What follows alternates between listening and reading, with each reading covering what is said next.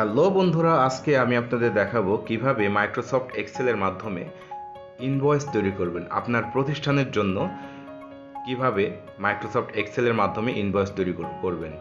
Invoice তৈরি করার জন্য মাইক্রোসফট ওয়ার্ড ইউজ করার দরকার নেই, আপনি এক্সেলের মাধ্যমে সহজে তৈরি করতে পারবেন। এক্সেলের মাধ্যমে করার সুবিধা হলো সমস্ত ক্যালকুলেশনগুলো আপনি অটোমেটিক্যালি করতে পারবেন, সেটাতে যেটা মাইক্রোসফট ওয়ার্ডে সম্ভব না।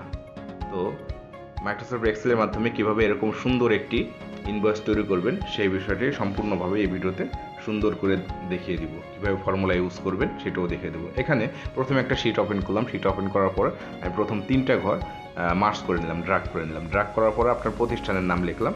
প্রতিষ্ঠানের নাম লিখে এখানে প্রতিষ্ঠানের ঠিকানা, তারপরে কন্ট্যাক্ট ডিটেলস লিখলাম। এটা ইনভয়েসের হেডিং। কন্ট্যাক্ট ডিটেলস এখানে লিখলাম, জিমেইল নাম্বার, ফোন নাম্বার এখানে সব লিখে দিলাম। দেখুন,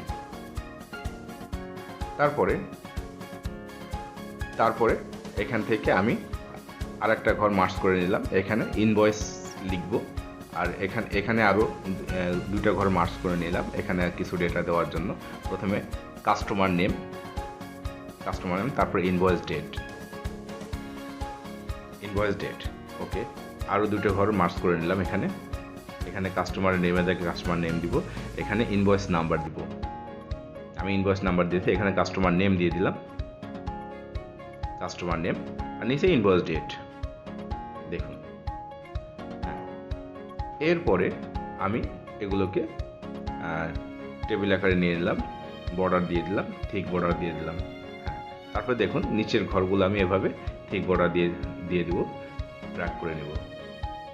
এখানে প্রথমে সিরিয়াল নাম্বার, তারপর ডেসক্রিপশন আছে, তারপর প্রাইস, তারপর আপনার কোয়ান্টিটি, তারপরে টোটাল অ্যামাউন্ট। এভাবে আমি ড্র্যাগ করে নেব। দেখুন, আর মাঝখানের ঘরগুলোতে ডিটেলস যেখানে আছে এগুলো মার্জ করে নিলাম, মার্জ করে ড্র্যাগ করে নিলাম, নিচের দিকে নামিয়ে নিয়ে আসলাম খুব সহজভাবে। দেখুন, আচ্ছা, এরপরে আমার এখানে আরও 3টা ঘর আমি মার্জ করে নিলাম। এখানে আরও ডিটেলস দেব, টোটাল অ্যামাউন্ট, মার্জ করে সুন্দর করে সাজিয়ে দিলাম। আপনি ইচ্ছা অনুযায়ী যেভাবে ইচ্ছা সেভাবে আপনি সাজিয়ে নিতে পারেন। এখানে আমি দিলাম টোটাল লিখে দিলাম, তারপর নিচে ভ্যাট, তারপরে গ্র্যান্ড টোটাল। ওকে, দেখুন এই জায়গায় ঠিক করে নিলাম। এখানে আমি সিরিয়াল নাম্বার দিয়ে দিলাম। এখন এটাতে আমি কি আইটেম সেল করব সেই আইটেমগুলোর নাম এখানে দিয়ে দিলাম। ভিডিও ছোটো করার শর্তে আমি নামগুলো আগে লিখেছিলাম, জাস্ট কপি পেস্ট করে দিয়েছি। প্রাইসটাও আমি আগে থেকে লিখেছিলাম। এখানে কোয়ান্টিটি বসিয়ে দেবো, কোয়ান্টিটি বসিয়ে দিলাম। দেখুন, ওকে, দেন এখানে প্রাইস মাল্টিপ্লাই বাই কোয়ান্টিটি দিয়ে ফর্মুলা ফেলে দিলাম। প্রাইস মাল্টিপ্লাই বাই কোয়ান্টিটি নিচের দিকেটা নিয়ে আসলাম। দেখুন সবগুলোর প্রাইস চলে আসছে। এখন সাম করে নিলাম, তার মানে টোটালটা যোগ করে নিলাম। ওকে, দেখুন এখানে 15% ভ্যাট অ্যাড করে দিলাম। এবার টোটাল ভ্যাট সহ এত টাকা আসছে।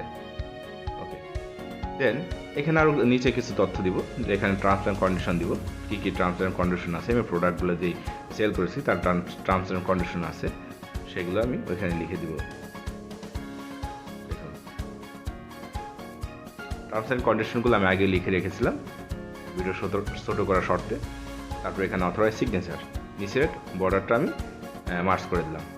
ওকে, মার্জ করে দেওয়ার পরে এখানে ওই উপরের যে ইনফরমেশনগুলো আছে, কোম্পানির নেম, অ্যাড্রেস, এইগুলোকে আমি ইচ্ছা অনুযায়ী কালার করে দিলাম। কালার করে দেওয়ার পরে এই লেখাগুলো ফ্রন্টগুলো চেঞ্জ করলাম যাতে সুন্দর দেখার জন্য।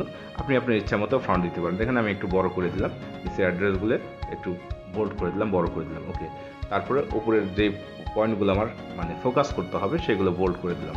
ওকে, বোল্ড করার পর এখানে টার্মস অ্যান্ড কন্ডিশন লিখে দিলাম। দেখুন, দেন নিচের বর্ডারটাও আমি কালার করে দিলাম। এখানে আমি রোগুলার হাইট একটু বড় করে নিলাম, রো হাইটে গিয়ে 15 করে দিলাম। ওকে, 15 করে দেওয়ার পরে দেখুন এখন এটার নিচের বর্ডারটা আমি কালার করে দিলাম সুন্দরভাবে শেপে আনার জন্য, সুন্দর দেখানোর জন্য। দেখুন, এবার আমি প্রিন্ট প্রিভিউতে যদি যাই, কন্ট্রোল পি যদি দিই, প্রিন্ট প্রিভিউ দেখেন, প্রিন্ট প্রিভিউ ঠিক এরকমভাবে একটা ইনভয়েস তৈরি হয়ে যাবে। ঠিক এরকমভাবে একটা ইনভয়েস সুন্দরভাবে তৈরি হয়ে গেল। ভিডিওটি ভালো লাগলে লাইক, কমেন্ট অ্যান্ড শেয়ার করে সাথে থাকুন।